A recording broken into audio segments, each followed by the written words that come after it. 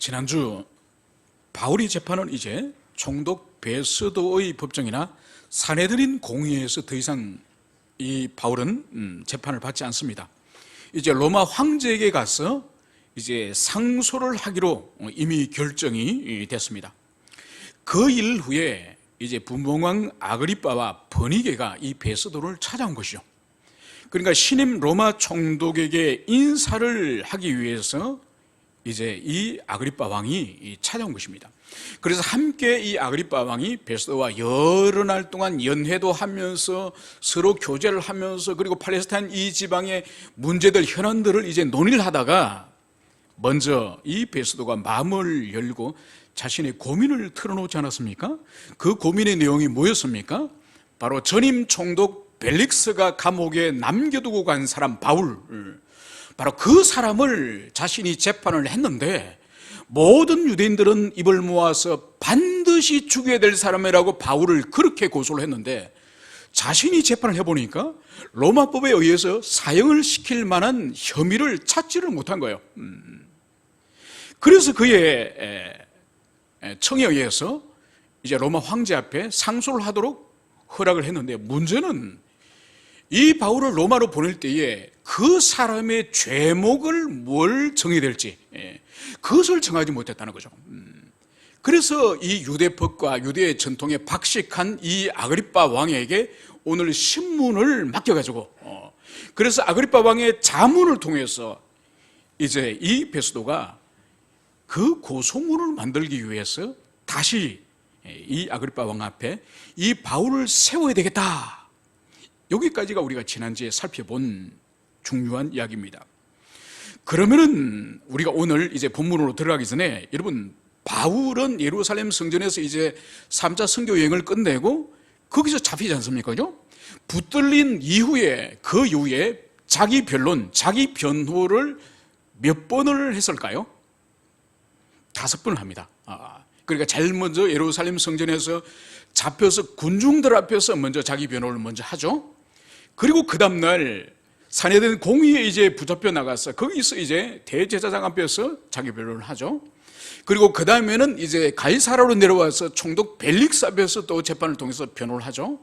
그리고 그 다음 총독인 베스도 앞에서 또 자기 변호를 하죠. 그리고 오늘 이 본문에 등장하는 이 26장에 등장하는 이 아그리빠 왕에게 마지막 5번째의 자기 변론을 하는 거예요. 그래서 오늘 우리가 살펴볼 것은 바울의 마지막 5번째 변론인 것을 그것을 우리는 기억해야 될 것입니다. 그런데 이 5번의 변론 가운데서 아마 오늘 이 변론이 바울이 가장 자유한 가운데에, 가장 담대한 가운데에, 가장 꺼리낌 없이 전가하였음을 우리는 짐작할 수 있습니다. 왜냐하면 지금까지는 유대인 폭동들 앞에서 그리고 유대인 대제사장이나 자신을 대적하는 원수들 앞에 했다고 한다면 오늘 여기 참여한 사람은 그런 사람이 아니에요. 총독 베스도, 아그리빠, 버니게, 그리고 그 도시에 유력한 사람들, 천부장들, 그런 사람들이에요. 그렇기 때문에 자기를 지금까지 집요하게 죽이려고 했던 그 유대인 고소자들이 오늘 이 법정에 없기 때문에 오늘 이 바울은 아주 편안한 마음으로 자기 변정을 할 수 있는 것을 우리가 짐작해 볼 수 있습니다. 여러분, 그러면 오늘 26장 이 전체의 주도적인 인물은 누굴까요?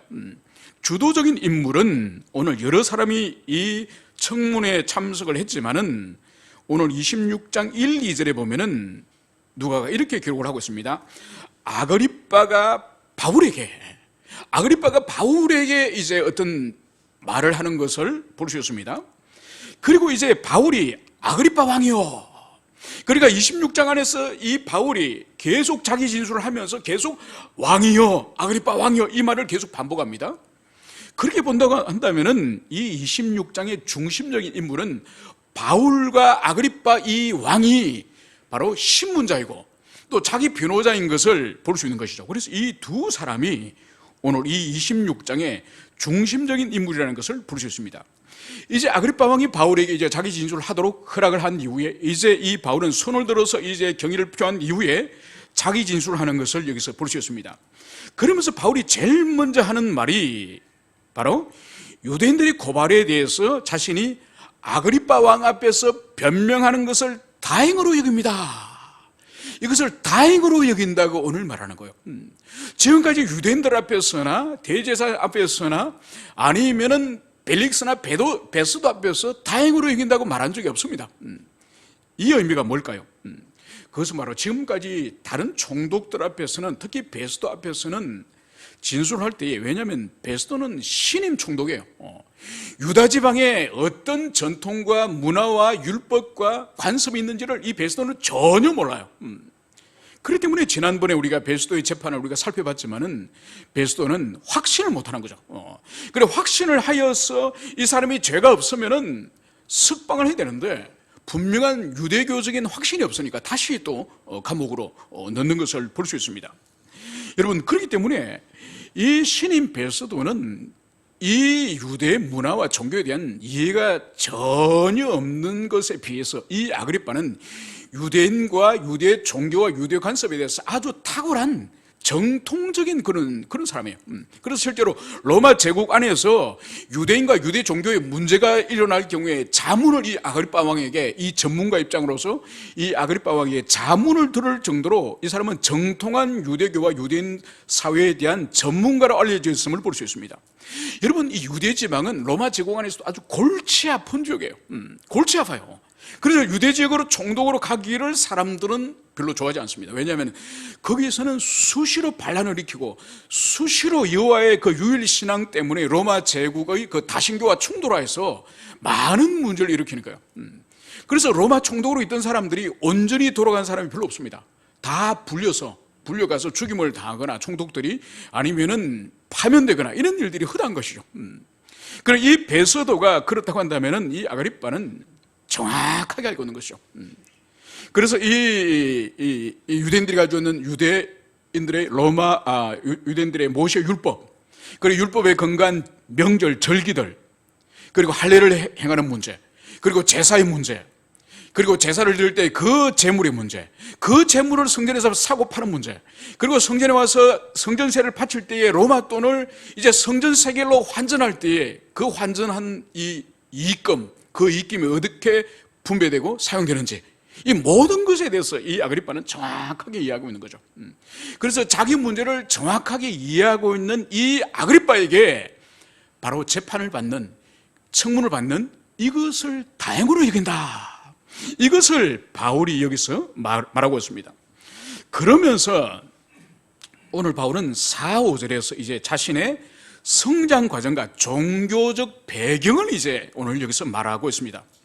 그러니까 이 바울은 지금 모든 유대인들은 자신이 어린 시절부터 이 예루살렘에서 자랐고 어떻게 살았는지, 특히 이 예루살렘에서 자기 민족 가운데 가장 엄격하다고 알려진 바리새파의 훈련과 바리새인으로 살았음을 이 유대인들은 다 자신을 알고 있다.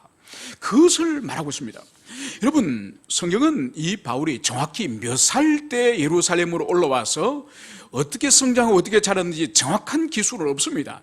다만 짐작할 수 있는 것은 그가 유대인의 성년의 시기, 즉 13세, 그 시기를 전후로 하여서 예루살렘으로 올라왔고, 그리고 가말리엘이라고 하는 당대 최고 율법학자의 문화에서 배운 그런 탁월한 율법학자로의 훈련을 받았다는 것은 우리가 성경을 통하여 짐작을 해볼 수 있습니다. 그러나 오늘 바울이 이렇게 말하는 것은 그 예루살렘 유대인들이 이미 바울의 성장 과정이나 바울의 가문에 대해서 이미 모든 것을 알 정도의 그 과정과 이 바울은 알려진 인물이라는 그것을 우리는 알 수 있습니다.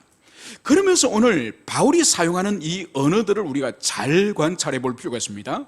오늘 4절과 5절과 6절과 7절에 보면 바울이 이런 단어를 사용합니다. 오늘 4절에서는 내 민족, 5절에서는 우리 종교, 그리고 6절에서는 우리 조상, 그리고 7절에서는 우리 12지파. 여러분, 바울이 이것을 힘주어서 말하고 있습니다. 이 의미가 뭘까요? 여러분, 이 의미는 뭔가 하니까 이 바울이 유대인들에게 고소를 당했지 않습니까? 그 고소의 혐의가 뭐였죠? 3가지였죠, 그죠? 첫 번째는 유대인들이 있는 곳에 가는 곳마다 폭동을 유발하는, 소요사태를 유발하는 그런 정치범이다. 두 번째는 뭐였죠? 이 사람은 나사렛 이단의 우두머리, 이단의 괴수다. 그리고 이 사람은 거룩한 하나님의 성전을 더럽히는 성전을 모독하려고 하는 사람이다. 이것이 이 바울이 지금 가지고 있는 혐의지 않습니까? 그죠? 이 혐의에 대해서 이 바울 자신은 나는 유대인들, 나를 고소한 당신들과 종교적으로나 혈통적으로나 전혀 차이가 없다. 그래서 오늘 바울은 내 민족, 우리 종교, 우리 조상, 우리 12지파 이것을 힘주어서 오늘 변론하고 있음을, 그것을 우리는 기억해야 될 것입니다. 그러면 오늘 6절과 7절에서 오늘 바울 자신이 왜 이 베소의 법정이나 벨릭스의 법정이나 아그리파 앞에서 왜 서서 신문을 받고 있는지 그 이유를 오늘 바울은 그것을 말하고 있습니다. 오늘 6절에서는 바울은 이렇게 말하는 거죠. 이제도 여기 있어서 신문 받는 것은 하나님이 우리 조상에게 약속하신 것을 바라는 까닭이라. 그러니까 하나님께서 우리 조상에게 약속하신 것을, 자신이 그 약속하신 것을 간절히 바라기 때문에 지금 신문을 받고 있다는 거죠. 그리고 7절에서는 이 약속은 우리 12지파가 밤낮으로 간절히 하나님을 받들어 섬김으로 얻기를 바라는 바인데, 그러니까 이 약속은 이 바울 자신의 마음속에 있는 약속이 아니라 자신들의 열조로부터, 조상으로부터 오랜 세월 동안 유대교 안에서, 유대민족 안에서 오랜 세월 동안 갈망되어져 오는, 그래서 자신의 조상들로부터 계속적으로 전통적으로 사모해져 온 그 약속이라는 거죠. 그리고 그 약속에 대한 오늘 분명한 또 답은 오늘 8절, 당신들은 하나님이 죽은 사람을 살리심을 어찌하여 못 믿을 것으로 이기심이니까. 오늘 8절에서는 오늘 하나님께서 죽은 자를 살리시는 부활의 능력, 부활을 오늘 말하고 있는 거예요. 여러분, 그렇기 때문에 오늘 여기서 오늘 6절과 7절과 8절에서 오늘 볼 수 있는 이 소망은, 이 약속은 두 가지예요. 그래, 6절과 7절에서 오늘 약속은 바로 뭔가 하니까 이것은 메시아의 이 땅에 오심이에요. 그러니까 이 메시아의 오심은 우리가 일찍이 알고 있지 않습니까? 그러니까 이 이스라엘 백성들이 창세기 말씀을 모세를 통해서 그들이 이제 출애굽에서 받지 않습니까? 그 창세기 3장 15절에 우리가 이미 알다시피 인간의 타락과 타락 이후에 주님께서 구속의 역사를, 구속의 약속을 이 창세기 3장 15절에 하지 않습니까? 그래서 여인의 후손이 와서 뱀의 머리를 상해할 것이고 반드시 인류를 구속하실 그분이 오실 것을 이미 창세기 3장 15절에서 말씀하고 있죠. 여러분, 이것을 창세기를, 이 성경을 받은 이들뿐만 아니라 그 이전에 아브라함이라든지 이삭, 야곱이라든지 그 조상들도 계속적으로 마음 가운데에 바로 타락한 인류에게 하나님께서 반드시 그리스도 메시아를 보내주실 거라고 하는 이 마음이 그들 가운데에 계속적으로 열조 가운데 있었던 거예요. 계속적으로 메시아에 대한 사모함이 있다가 이것이 더 증폭된 시기가 언제냐? 그것은 바로 이스라엘 백성들이 기원전 586년도에 바벨론 포로로 끌려가지 않습니까? 그래서 약 한 600년 가까이 동안 이들이 엄청난 외세의 포갑 가운데 그들이 살지 않습니까? 바벨론, 페르시아, 그리스, 로마, 이 거대한 세계 제국의 압제 가운데서 그들이 한 600년, 500년을 그들이 보냅니다. 그러면서 이전에 가지고 있던 그 메시아 대망사상이 더 불탄 것이죠. 더 간절히 그들이 불타고 있었는데, 그와 함께 오늘 두 번째는 바로 죽은 자를 살리시는 하나님의 이 부활의 능력. 여러분, 이 부활의 사상이 간절하게 된 것은 이것 또한 이 메시아 사상을 간절히 사모한 이 포로 이후에 이 시기예요. 이 시기에 부활의 사상이 이 유대교 사상 안에서 강력하게 일어납니다. 그래서 메시아의 대망 사상과 이 부활의 사상이 포로기 이후로 이 유대교 안에, 유대인들 사회 안에서 간절하게 일어나는 것이죠. 그런데 이 간절하게 이 메시아의 대망과 이 부활의 사상이 오늘 바울이 말하는 것은 바로 일관되게 바울의 사역 가운데 이것은 바로 그리스도 이 땅에 오심과 그분의 십자가의 죽으심과 부활을 통해서 성취됐다는 거예요. 바울은 가는 곳마다 이미 그리스도께서 오셨고 그분이 죽으시고 그분이 부활하심으로 말미암아서 이 열조로부터 언약받았던 이 약속이 이미 성취됐다는 거예요. 여러분, 바울은 가는 곳마다 이것을 증거했지만은 여러분, 유대인들은 이것을 믿지 않았습니다. 아직 메시아가 오지 않았고, 특히 그리스도 예수는 흉악한 이단의 괴수이고, 그래서 하나님으로부터 십자가에 못 박혀 죽은, 나무에 매달려 죽은 저주받은 죄인이라고 유대인들은 생각한 거죠. 그래서 지금 바울이 가는 곳마다 이 그리스도 예수의 십자가와 부활을 증거했고, 이들은 가는 곳마다 바울을 박해하지 않았습니까? 그죠? 여기서 이 바울과 이 유대인과의 하늘과 땅의 그리스도 예수에 대한 인식의 차이를 볼 수 있는 거예요. 여러분, 이것이 무슨 기본이 뭔가 하니까 사실 성경 해석의 문제예요. 여러분, 구약 성경 안에서는 그리스도 예수의 초림의 모습도 기록을 하고 있습니다. 그 초림의 모습의 상징적인 부분이 우리가 잘 아는 이사야 53장이요. 이사야 53장 여러분 집에 가시면 읽어보십시오. 거기는 너무나도 연약하고 보잘것없고 초라하고, 그리고 고난을 받으시고 채찍을 맞으시고 사망으로 끌려가는, 도살장으로 끌려가는 어린 양의 비참한 모습이에요. 여러분, 이것이 초림의 그리스도 예수예요. 그러나 다니엘서 7장, 하늘에서 구름을 타고 이 땅에 강림하셔서 이 세계와 온 우주를 다스리시는 그분의 모습, 그리고 시편 2편의 모습, 철장 권세, 이 쇠지팡이로 마치 질그릇을 깨버리듯이 온 열방을 심판하고 깨뜨리시는 이 그리스도의 모습, 이것은 재림 예수예요. 재림의 그리스도예요. 그러니까 구약 성경 안에서는 초림의 예수님의 모습과 재림의 그리스도 예수의 모습이 함께 있는 거예요. 그런데 유대인들은 오랜 세월 동안의 외세의 박해 가운데서 그들이 고통을 당하면서 다윗과 같은 위대한 영웅과 같은 군사 지도자 같은 그런 재림의 그리스도를 초림의 예수로 그들이 붙잡은 거예요. 그러나 순서가 뒤바뀐 거예요.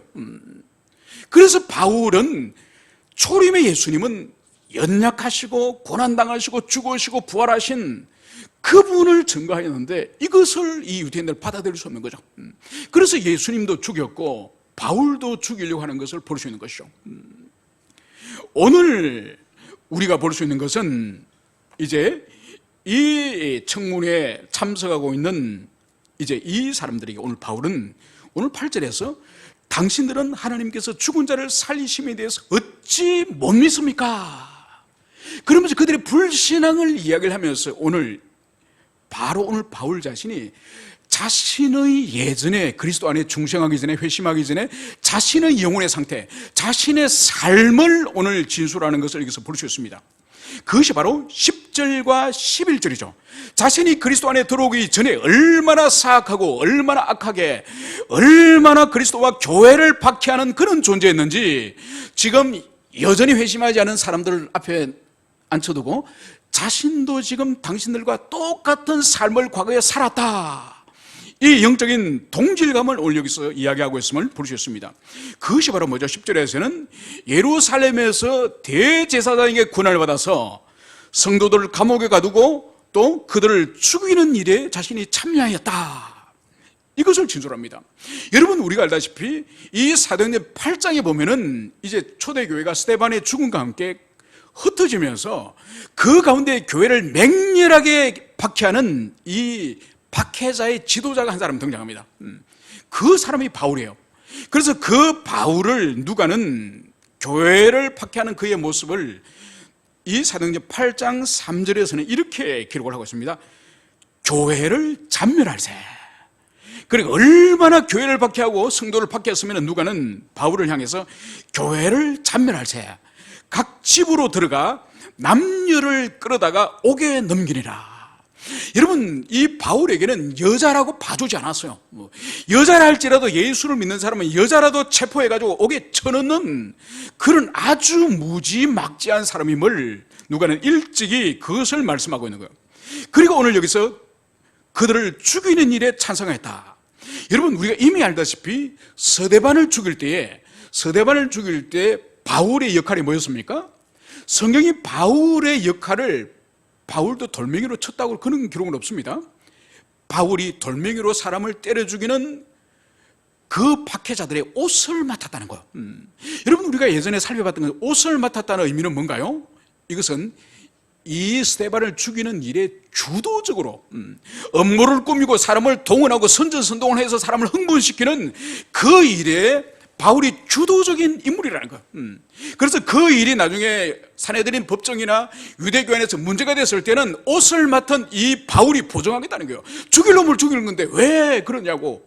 그 정도로 이 바울은 스데반의 그 순교에 주도적인 역할을 했음을, 그것을 지금 자기 입으로 고백하는 것을 여기서 볼 수 있습니다. 그러면서 11절에서는 회당을 찾아다니면서 여러 번 그들을 처벌하였고 또 강제로 예수님을 저주하게 하였다, 이것을 말하고 있는 거죠. 그러니까 이 바울은 이 회당들마다 돌아다니면서 이 회당 안에 몰래 숨어있는 예수 믿는 사람을 찾아내는 거예요. 그리고 그 사람을 찾아내서 형벌을 할 뿐만 아니라 오늘 우리가 주목해 볼 수 있는 것은 강제로 예수님을 저주하게 하는 거예요. 여러분, 이것은 초대교회나 우리 한국교회에서도 볼 수 있는 거예요. 그러니까 예수 믿는 사람을 이 초대교회 때도 이 사람을 배교를 시켜요. 배교를. 그러니까 예수 믿는 사람을 배교시키는 가장 대표적인 방식 중 하나가 예수님을 저주하게 하는 거예요. 그러니까 신자를 부르다가 자신이 믿는 신을 저주하게 하는 것이 초대교회 때도 이 그리스도인을 박해하는 가장 중요한 그런 그들의 자극관 하나예요. 왜냐하면 자기가 사랑하고 경외하는 그 하나님 그리스도 예수를 향해서 입으로 저주를 할 경우에 그 죄책감과 그 영적인 그 낙심이 얼마나 크겠습니까? 그죠? 그것을 이들이 알고 바로 예수님을 저주하도록 한 거죠. 그래서 이 바울 또한 회당을 돌아다니면서 예수 믿는 사람을 잡아서 바로 그 예수를 저주하도록 시킨 일을 오늘 여기서 고백하는 거예요. 여러분, 그래서 일제시대나 특히 한국 전쟁 때에 이 공산주의자들이 이 교회 들어오지 않습니까? 그러니까 일사후퇴 때, 그러니까 그 인민군이 들어왔다가 올라갈 때에, 후퇴할 때에 김일성이 특별히 한국 교회에, 이 남한 있는 교회에 대해서 특별한 지령을 하나 내립니다. 그게 뭔가 하니까 모든 교회 안에 있는 세례교인 이상은 다 죽여라. 왜냐하면 지금이 아니라 100년 전에 세례교인은 아무나 세례 안 줍니다. 그 사람이 세례교육을 받더라도, 신앙 고백을 입으로 하더라도 그 사람이 살고 있는 동리를 가는 거예요. 동리. 그래서 그 사람이 어떻게 사는지, 진짜 삶의 모습이 어떡한지, 세례를 진짜 줘도 될 사람인지 확인하고 세례를 줬거든요. 그러니까 그때의 세례교인은 진짜 하나님의 자녀, 그리스도의 제자들이죠. 그래서 반드시 후퇴할 때 세례교인은 다 죽이라. 여러분, 그 정도로 이 세례교인, 그리스도의 이 사람은 얼마나 존귀하고 소중한 사람인지 모릅니다.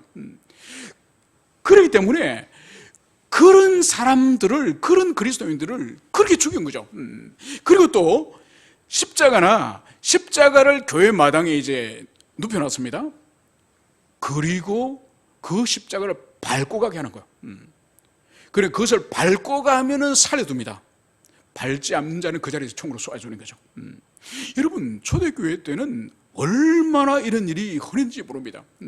여러분, 오늘 만약 우리 머리에 총을 겨눠놓고 예수를 믿고 네가 천국으로 지금 가겠느냐 안 그러면 예수를 부인하고 이 땅에서 그냥 살아남을래, 이러면은 우리 아무도 장담 못합니다. 아무도 장담 못해요.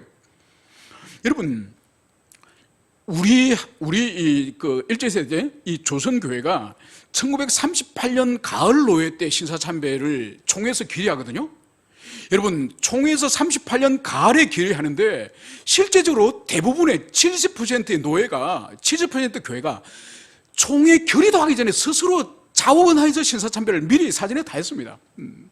여러분, 우리가 지금은 뭐 공산당이 와서 뭐 그러면 끝까지 순교하고 끝까지 믿음을 안 해요, 여러분. 여러분, 일제시대 때 형사들이 와서 협박하고 형사들이 급박을 하더라도 70% 교회가 총회가 결의하기 전에 이미 신사참배 다 했습니다, 여러분. 여러분, 일제시대 때는 신사참배한다고 총사랑 그런 거 없습니다. 여러분, 일제시대와 공산주의 치하에 있을 때를 형벌을 비교해 보면 여러분, 일제시대 때는 사람을 함부로 안 죽입니다. 그리고 우리가 생각할 때는 형벌도 아주 형량이 작아요. 그런데 여러분, 공산치하, 그러니까 이북에 살던 사람들의 이야기를 들어보면 공산치하는 말 한마디 잘하면 그냥 사람이 사라져버려요. 그냥 죽여서 안매장해버려요.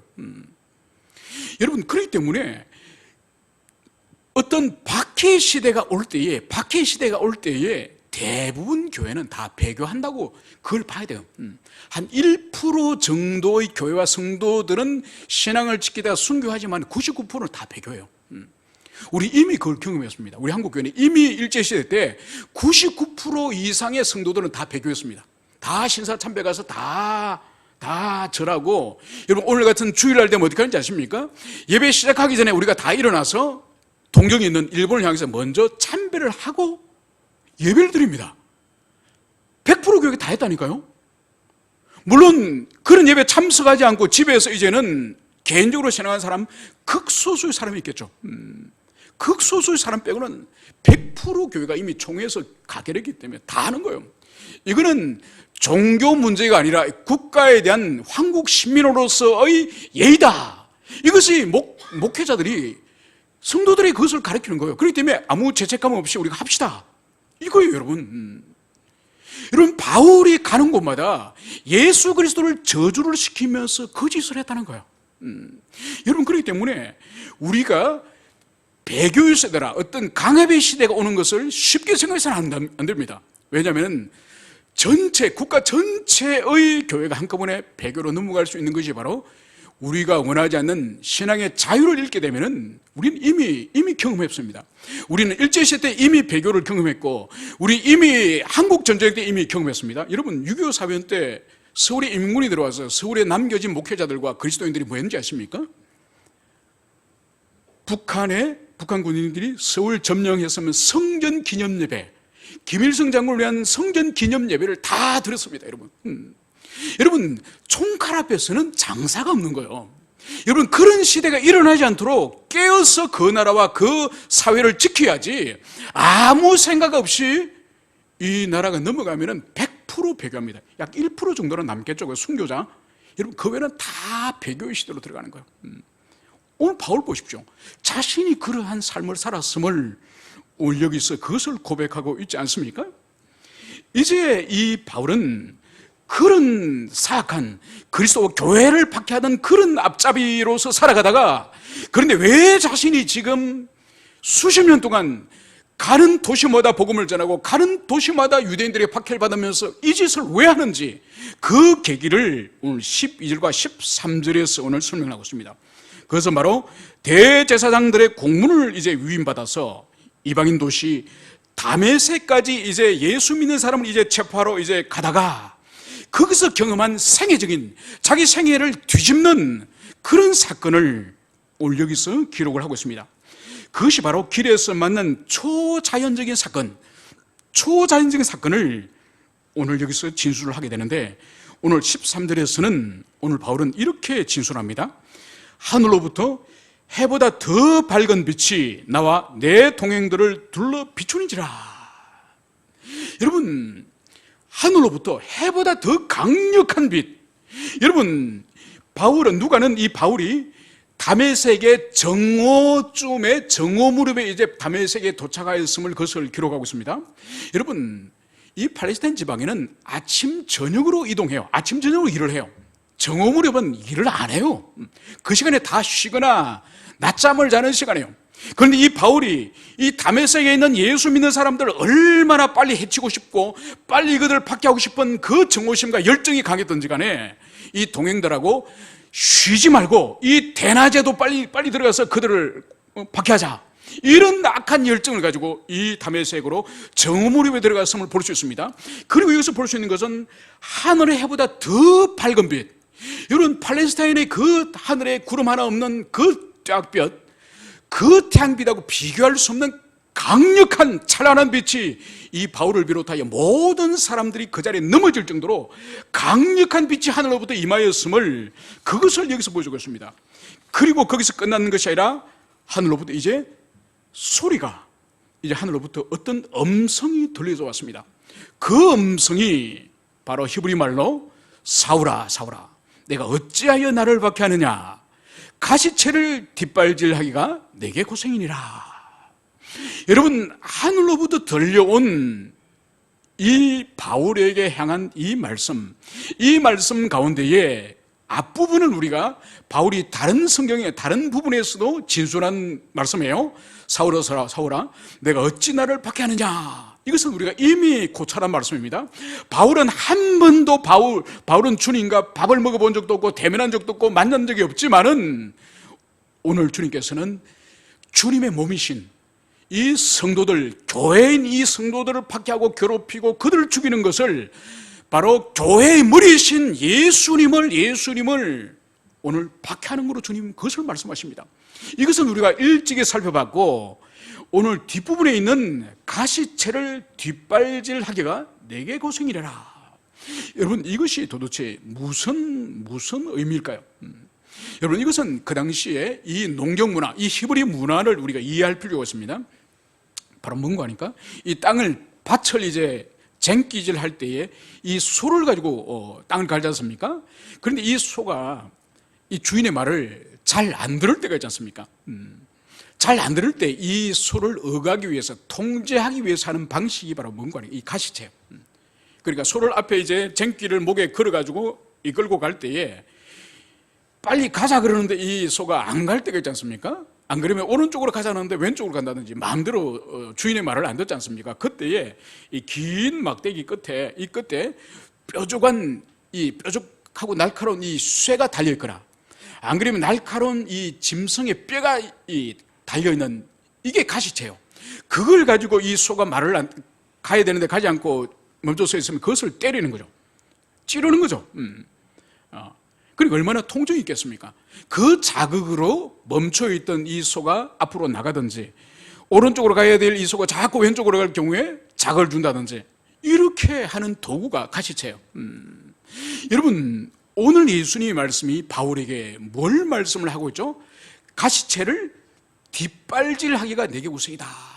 여러분 그래서 이 소가 뒤에서 주인이 빨리 가지 않는다고 이 가시채로 때리면 엉덩이를 찌르겠죠, 그죠?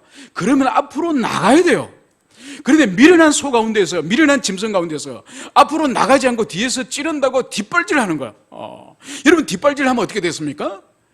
그 날카로운 쇠 조각이나 날카로운 뼈 조각에 자기 다리가 찔려가지고 피를 흘리면서 상처를 입지 않습니까, 그죠? 여러분 오늘 바울에게 오늘 예수님께 하시는 말씀이 바울이 지금까지 예루살렘이나 여러 도시를 돌아다니면서 회당들을 수색하여서 집집마다 수색하여서 예수 믿는 사람들을 박해하고 그들을 저주하도록 하고 그들을 감옥으로 쳐넣은 일, 그리고 지금 다메섹으로 달려가서 거기 있는 예수님 믿는 사람을 또 박해하는 이 일은 바로 마치 소가 같이 가시채를 뒷발질하는 것처럼 자기 몸에 상처를 내는 미련한 짓, 무모한 짓, 쓸모없는 짓은 너가 지금 하는 것이다. 이것을 말하는 거예요. 여러분 그렇기 때문에 이 가시채 뒷발질하는 이것은 그 시대에 일반 사람들이 모두 통용되는 하나의 격언 속담이에요. 그것은 바로 뭔가 하니까 신이 각 사람들에게 신의 계획과 섭리가 있다는 거죠. 그것을 거부하고 신적 섭리를 부정하고 자기 마음대로 하려고 하는 사람들이 당하는 고난을 말하는 거예요.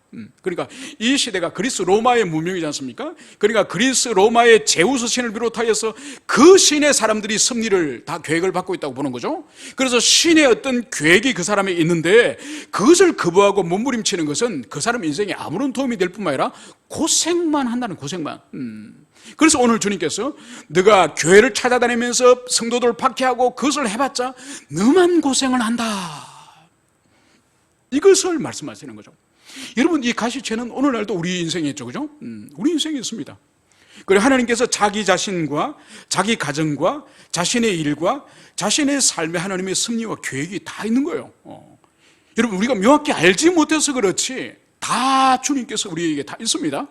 문제는 뭔가 하니까 어찌하든지 간에 하나님의 말씀과 기도를 통해서 그 길을 더듬어서 그 길로 가까이 우리가 나가야 되는 거예요.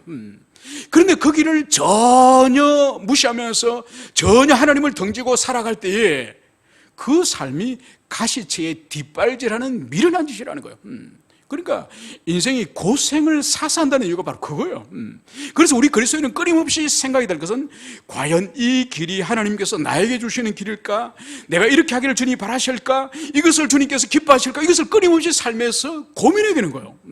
그걸 하지 않고 자기 하고 싶은 대로 할 경우에는 마치 가시체에 뒷발질하면서 끊임없이 다리에 상처가 나는 불쌍한 짐승처럼 그런 인생을 살아가게 됨을, 그것을 우리는 기억을 해야 될 것입니다. 이제 우리 주님께서는 이제 이 부활하신 예수님께서 바울에게 나타나셔서 오늘 16절에서 왜 내가 너에게 나타나서 왜 너를 부르고 너를 왜 세웠는지 그것을 오늘 주님은 명백하게 말씀하십니다. 그것이 바로 내가 나타난 것은 곧 내가 나를 본 일과 장차 내가 내게 나타날 일을 너로 종과 정인을 삼으라 함이니. 오늘 우리 주님께서 오늘 이 다메섹에서 나타나서 이 바울을 부르시고 다 바울에게 자신을 보여준 그 취지와 목적이 바로 뭔가 하니까, 지금 나를 본 일과 장차 내가 너에게 나타날 일과 그것을 이제 종이 되고 정인이 되어서 그 일을 하는 것이다. 오늘 이것을 예수님께서 바울에게 다메섹에서 말씀하셨음을 오늘 바울은 이것을 정언을 하고 있습니다. 그러면 여기서 내가 나를 본 일은 다메섹에서 예수님을 처음 만났던 그 일을 말하겠죠, 그죠? 그리고 장차 내가 내게 나타날 일이라는 것은 뭘까요? 그러니까 먼저 내가 나를 본 일은 이 다메섹에서 예수님 만났던 그 일이라고 한다면, 장차 내게 나타날 일은, 여러분 이것은 바울의 서신에서도 그렇고 이 사도행전 안에서도 바울에게 예수님께서 환상으로 여러 번 나타나셨습니다. 그러니까 오늘날 우리가 꿈을 꾸었다, 어떤 환상을 보았다는 거 전혀 다르죠, 그죠? 오늘날은 계시가 이미 66권이 완성되었기 때문에 이런 형태의 환상으로, 이런 형태의 모습으로 우리에게 말씀하지 않으세요. 그러니까 이 계시가 완성되기 이전에 사도시대 때 바울에게 특별하게 하나님께서 미션을 주실 때마다 환상 가운데 나타나셨음을 우리는 이미 사도행전에서도 많이 발견했습니다. 그리고 바울의 서신 가운데서도 군데군데 환상 가운데 주님이 말씀하셨음을 군데군데 그 증거가 있는 거예요. 그래서 주님께서는 바로 다메섹에서 주님을 본 일, 그리고 장차 주님께서 당신을 나타내신 일, 이것을 이제 사람들에게 종이 되고 정인이 되어서 그것을 세상 사람들에게 나타내는 것이 이 바울을 찾아오신 목적이다. 이 말씀을 주님이 여기서 하시는 것. 여러분, 여기서 우리가 좀 더 깊이 살펴볼 것은 오늘 이 바울이 자신을 부르신, 예수님이 자신을 부르신 그 두 역할이 바로 종과 정인이에요. 여러분, 헬라어, 이 당시 그리스어로 종이라고 하는 것은 둘로서, 여러분 성교 배 가운데 둘로서라고 들어보셨죠, 그죠? 이 둘로서가 종이에요. 종, 노예, 그런 뜻이요. 그런데 오늘 여기서 바울이 예수님께서 자신을 종으로 불렀다고 이것을 말할 때 둘로서를 사용하지 않아요. 둘로서를 사용하지 않고 위페레테스라고는 이 단어를 써요. 여러분, 로마 시대 때 위페레테스라고 하면 사람들이 제일 먼저 떠오르는 이미지가 뭘까요? 그것은 여러분, 벤허라고는 영화 보셨습니까? 벤허라고는 영화 보셨죠? 영화 보시면 벤허가 이제 사고를 쳐가지고 이제 노예가 돼가지고 바로 죽임을 당하지 않고 어디로 가죠? 끌려서 로마 함선에 노를 젓는, 그죠? 노를 젓는 노예가 되죠, 그죠? 거기 노예들은 다 사형수들이에요. 그러니까 죽여도 되지만은 이 로마 이 함선의 이 노전용으로 사용하다 죽으면 버리는 거예요. 그러니까 거기 있는 사람은 다 사형수예요. 여러분, 위페레테스가 바로 뭔가 하니까 로마의 군함의 함선에서 그 지하 바닥에서 이 노를 젓는 이 노예라고 위페레테스예요. 그러니까 거기는 착고에 묶여가지고 꼼짝하지 못하고 거기서 노맞췄다가 죽는 사람들이에요. 노맞췄다가 죽는, 절대로 거기서 자유를 다시 얻거나 해방되는 일이 없습니다. 베네 같은 경우에 아주 예외적인 경우지만 다 거기서 질병이 들고 늙어서 거기서 다 죽어서 죽음의 바다에 던져버리는 그런 존재가 휘피레테스예요. 바로 바울은 그리스도 예수께서 복음을 전가하기 위해서, 그리스도 예수의 그 나타나심과 그리고 장차 나타나실 그 계시를 전가하기 위해서 배 밑창에서 노를 젓다가 죽어가는 노예처럼 그렇게 인생을 살 것이다. 그것을 말하는 거예요. 그리고 또 하나, 정인. 이 정은 우리가 너무나도 잘 알다시피 마르투서. 여러분, 이 헬라어 마르투서는 정인으로도 사용되어지지만 또 하나로 해석되어지는 대표적인 번역이 바로 뭔가 하니까 순교자예요, 순교자. 여러분, 그래서 이 정인과 순교자는 아주 유사한, 아주 중요한 연관성을 가지고 있죠. 여러분, 초대교회 때 예수를 증거하는, 복음을 증거하는 삶은 곧 뭐죠? 순교자예요, 순교자. 증거자는 곧 순교자예요. 여러분, 그러니까 이 바울의 인생이 보십시오. 평생을 복음을 전하다 결국 마지막에 목이 잘려서 죽지 않습니까? 그죠? 그러니까 오늘 바울이 자신이 바로 휘페르테스와 마르투스의 삶으로 부르심을 받았다는 것은 바울의 삶의 마지막의 모습을 보면 정확한 거예요. 평생을 그가 복음을 전하다가 결국은 배 밑창에서 설설히 죽어가듯이 로마에서 목이 잘린 채로 설설히 죽어가는 거죠. 바로 그것이 자신의 오늘 운명이고 부르심이라는 것을 오늘 여기서 말씀을 하고 있습니다. 그러면 이 정인이자 이 종의 이 구체적인 이제 사역이 뭐냐? 그것을 오늘 17절에서는 오늘 예수님께서는 이렇게 말씀을 하고 있습니다. 이 바울을 향해서 이스라엘과 이방인에게서 내가 너를 구원하여 그들에게 보내어. 오늘 바울을 이스라엘과 유대인으로부터 이스라엘과 이방인으로부터 구했다는 거예요. 이건 뭘 보여주는 걸까? 이 바울이 가지고 있는 이 독특한 이 두 성향, 두 성격. 바로 바울은 유대인일 뿐만 아니라 그 당시에 로마 시민으로서 이방인의 그런 신분과 이방인의 사상과 철학을 그가 아울러 가지고 있지 않습니까? 그래서 바울이 구원받아야 될 것은 이 유대교적인 그런 왜곡되어 있는 유대교적인 그런 사상으로부터 구원받아야 되고, 그리고 그 당시 헬라의 철학과 헬라의 사상으로부터 구원을 받아야 되는 거죠. 그래서 주님께서는 바로 이스라엘과 이방인으로부터 구원하여서 다시 유대인과 다시 이방인의 사도로 부름을 받았다, 파송을 했다. 이것을 오늘 주님은 말씀하십니다. 그러면서 그들은 다시 이제 이 바울은 유대인과 이제 이방인에 가서 무엇을 해야 되는가? 오늘 18절에서는 그의 사명을 그 눈을 뜨게 하여 어둠에서 빛으로 사단의 권세에서 하나님께로 돌아오게 하고 죄 사함과 나를 믿어 거룩하게 된 무리 가운데 기업을 얻게 하리라. 여러분, 오늘 이 바울의 이 운명, 이 사명, 이것이 오늘 여기서 분명하게 이렇게 명쾌하게 오늘 정리된 것은 이전의 바울의 이 간증 가운데서는 찾아볼 수 없습니다. 이 다메섹 간증 가운데서 이것이 유일하고 가장 선명한 부르심이라는 것을 볼 수 있는 거죠. 그러면 이 바울이 종으로 이제는 정인으로 이제 이방인들에게 이제 유대인들이 파송되어서 무엇을 하느냐? 첫 번째는 그 눈을 뜨게 하며. 여러분, 사도 바울의 최고의 가장 중요한 목적은 영적으로 눈물어 있고 영적으로 잠자고 있고 영적으로 사망 가운데 있는 이들을 눈을 뜨게 하는 거예요. 여러분, 눈을 뜨지 않으면 절대로 사물을 볼 수 없습니다. 여러분, 그래서 가장 그리스도인들이 복음을 영접하고 그리스도 예수를 이제 모심으로 말미암아서 우리 안에서 중생의 역사가 일어나면서 성령을 모심으로 말미암아서 일어나는 일이 바로 뭔가 하니까 영적 눈뜸이에요. 영적 눈뜸. 여러분, 영적 눈뜸은 새로운 피조물이요, 하나님의 자녀되며 완전히 우리의 인식 사고 체계가 완전히 예전에 없었던 새로운 존재가 되는 거예요. 여러분, 처음부터 완전한 눈을 뜨는 것은 아니에요. 완전한 그런 어떤 지식에 이르는 것도 아니에요. 완전한 상태에 이르는 것은 절대로 아닙니다. 그럼에도 불구하고 분명한 것은 예전에 가지지 못했던 새로운 영적인 시각, 영적인 감각, 영적인 그러한 확신, 이런 것들이 내면 가운데에 일어난 거예요. 여러분, 그렇기 때문에 오랫동안 신앙생활을 하더라도 세상을 보는 관점, 어떤 현상을 보는 관점, 인생을 보는 관점, 이런 것이 전혀 변화가 없다고 한다면 그 사람은 아직 영적으로 눈 뜬 것이 아니에요.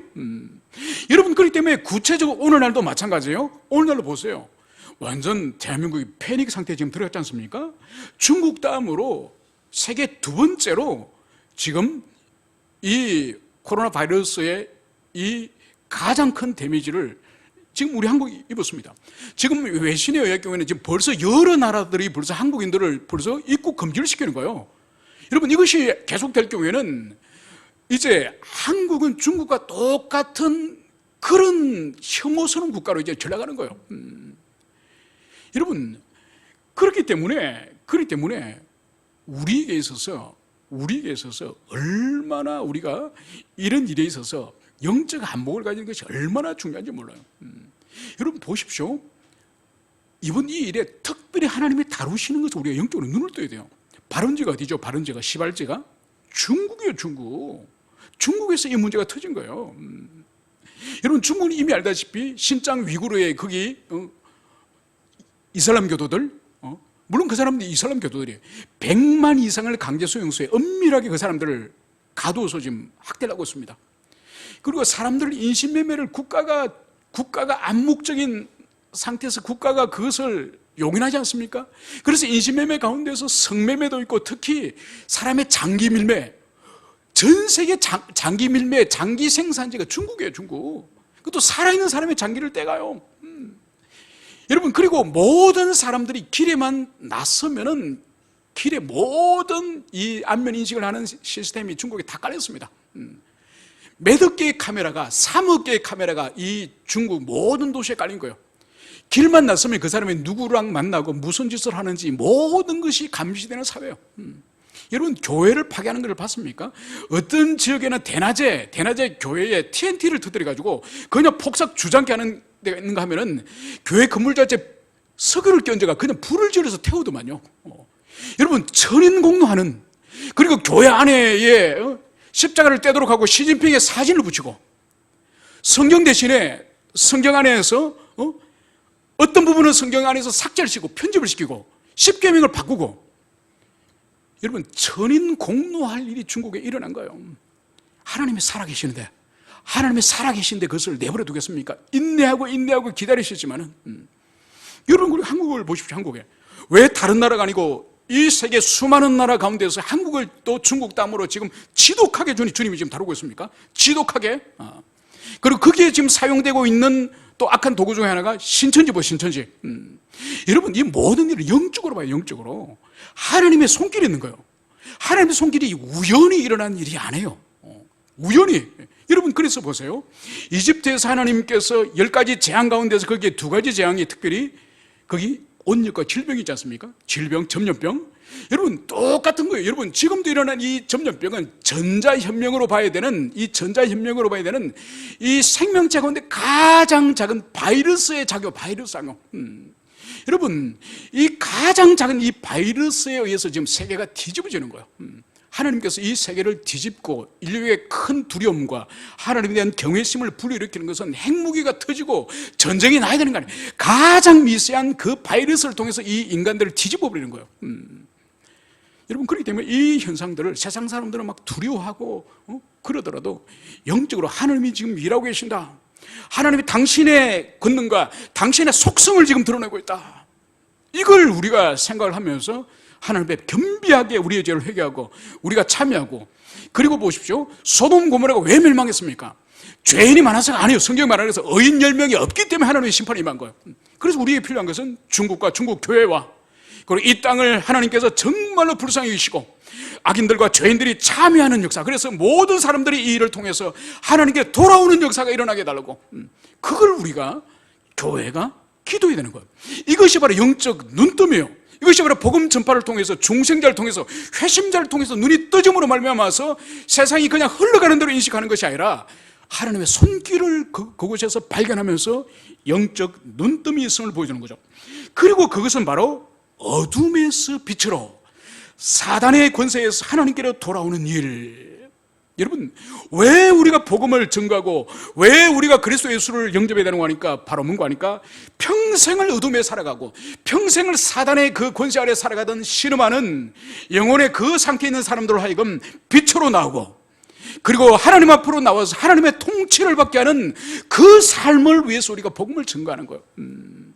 여러분, 이것이 눈을 뜨고 이것이 바로 빛 가운데로 나오는 것이고, 이것이 바로 하나님의 통치 속으로 들어오는 것임을, 그것을 말씀하는 거예요. 그리고 바울이 바로 이 삶을, 이러한 사역을 위해서 자신이 부름을 받았다, 이 말씀을 여기서 하고 있는 거예요. 여러분, 그래서 이 골로새서 1장 13절과 14절에서 바울은 또다시 이렇게 말씀합니다. 그가 우리를 흑암의 권세에서 건져내사 그의 사랑의 아들의 나라로 옮겼었으니 그 아들 안에서 우리가 구속 곧 죄 사함을 얻었다. 이것을 말하는 거예요. 그리고 이 부르심을 위해서 바울은 지금 수십 년간 헌신하며 살아왔음을, 그것을 말하는 거예요. 마지막으로 결론적으로 다니엘서 12장 3절에서는 이 바울과 같은 이 삶, 이 복음 전파하는 이 삶을 하나님께서 이렇게 말씀하십니다. 많은 사람을 옳은 대로 돌아오게 한 자는 별과 같이 영원토록 빛나리라. 여러분, 흑암 가운데서 사단의 그 권세 아래에서 살아가는 그 하나님을 알지도 못하고 그 죄를 묻고 마시는 그 인생들을 옳은 대로 바로 하나님 앞으로, 영생으로, 그리스도 앞으로 그렇게 인도하는 자는 하늘의 별처럼 그렇게 영원토록 빛날 것이다. 이 말씀을 주님께 하셨습니다. 바로 이 사역에 바울이 부름을 받았던 것처럼 바울의 후예인 우리 모두 또한 우리가 영생을 경험할 뿐만 아니라 영생을 경험하지 못한 사람들 향해서도 우리 힘있게 복음을 전가하는 우리 모든 지체들 되기를 축원합니다. 함께 기도하시겠습니다.